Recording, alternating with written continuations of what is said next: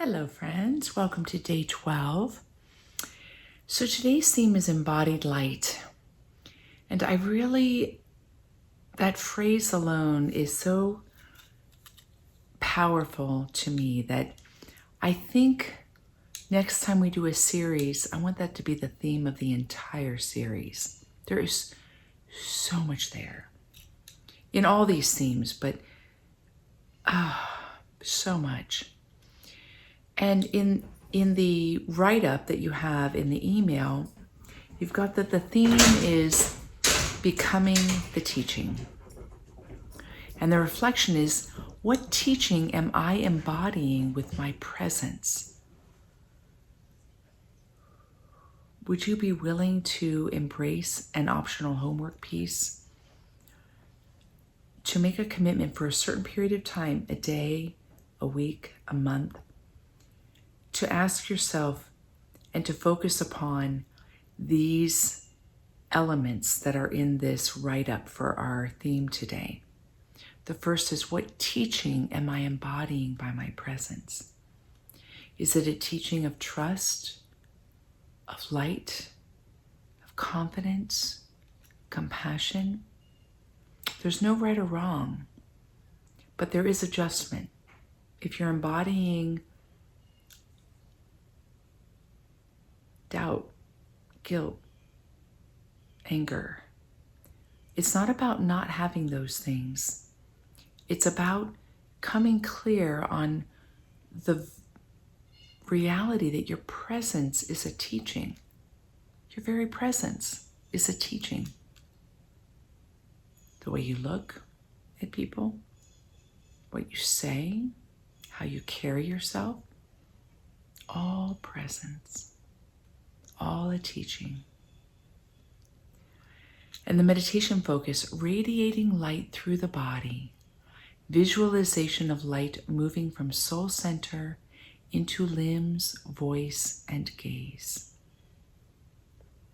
Again, I'd love for you to make a commitment, a day, a week, a month, to live this out on a daily basis, to visualize light moving from your soul center through your limbs, through your voice, through your gaze. What would happen if you did that? And then the blessing words. My body carries light. I walk the world as a living prayer.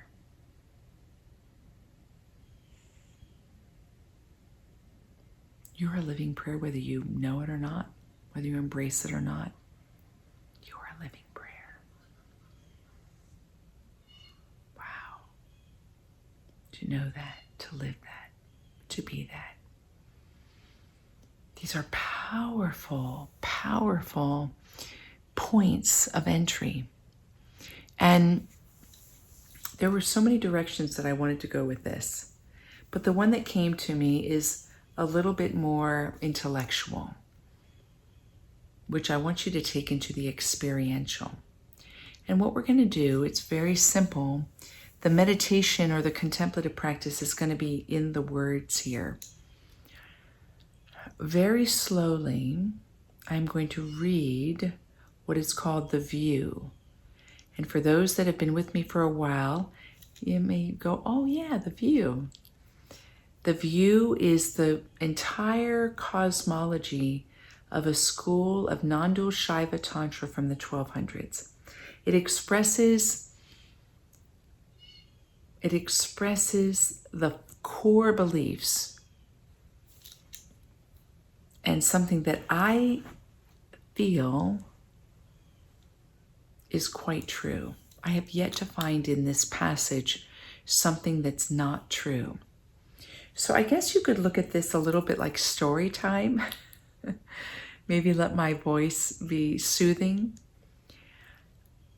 It's like a Lectio Divina. And what I want you to do is just let it be within you.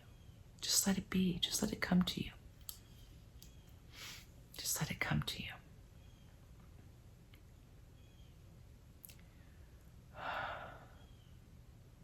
all that exists throughout all time and beyond is one infinite divine consciousness,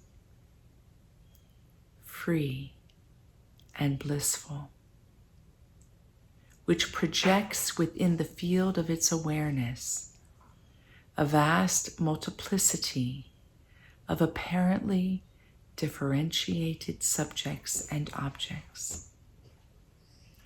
Each object an actualization of a timeless potentiality inherent in the light of consciousness. And each subject, you and I, the same, plus a contracted locus of self-awareness.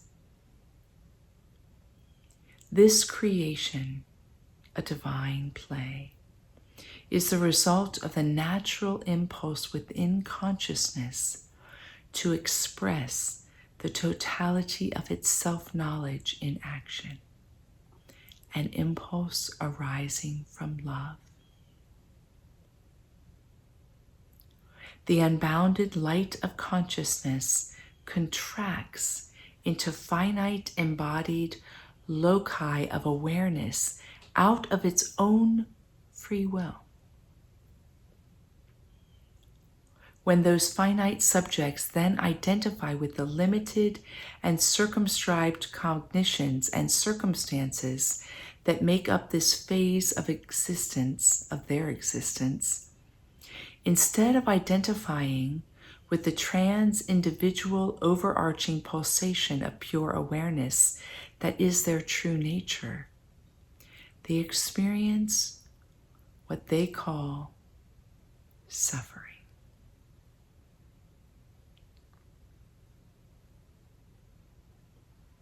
To rectify this, some feel an inner urge to take up the path of spiritual wisdom and yogic practice, the purpose of which is to undermine their misidentification and directly reveal within the immediacy of awareness the fact that the divine powers of consciousness, bliss, willing, knowing, and acting comprise the totality of individual experience as well, thereby triggering a recognition that one's real identity is that of the highest divinity,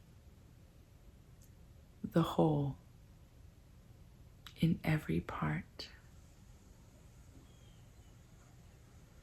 This experiential insight is repeated and reinforced through various means until it becomes the non-conceptual ground of every moment of experience, and one's contracted sense of self and separation from the whole is finally annihilated in the incandescent radiance of the complete expansion into perfect wholeness.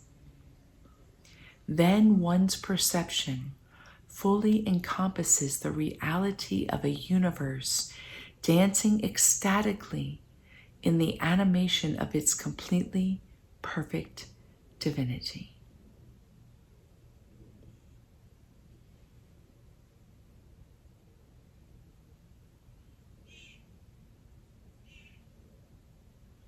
And so it is, and so it is, and so it is.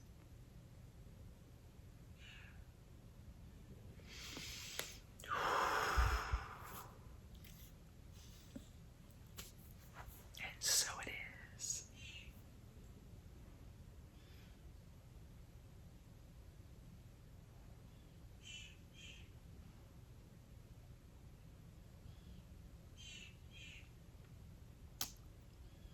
I think there'll come a time when that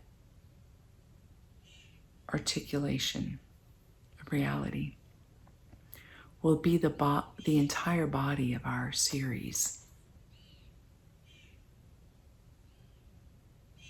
There's so much in there. And what I'd like to encourage you to do, I know this is a very short reflection. It's not the normal 30 minutes, but there's so much in there. What I'd like for you to do is stop this recording and play the view over again and jot down what's jumping out at you.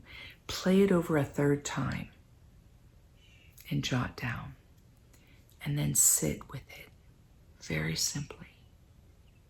Very simply. I know that I could read this 3 times, but I think the energy of that won't be as alive as if you stop the recording and just play this back and play it back. And then once you capture a phrase or two that's really jumped out at you, take one of them, and sit with it in silence.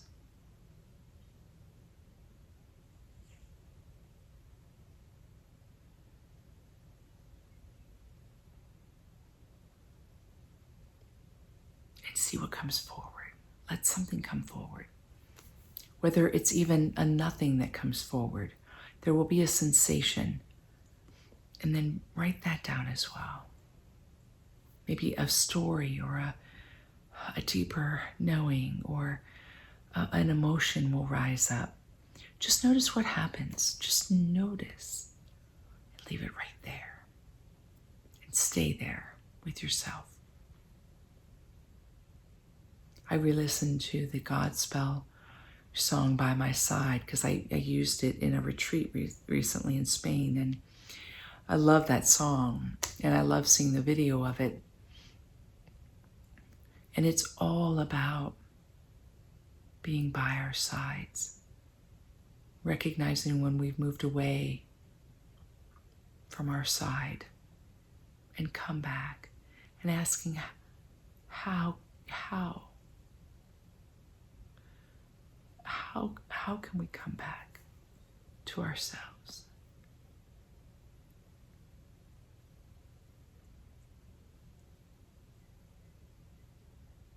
They're good questions, my friend.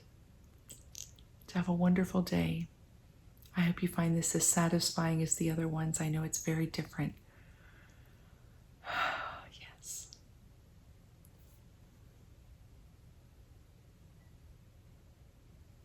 Remember to stop the recording, re-listen to the view at least once, if not twice, and notice what jumps out at you, that spirit talking to you. And ask in a new way, how can I be true to myself?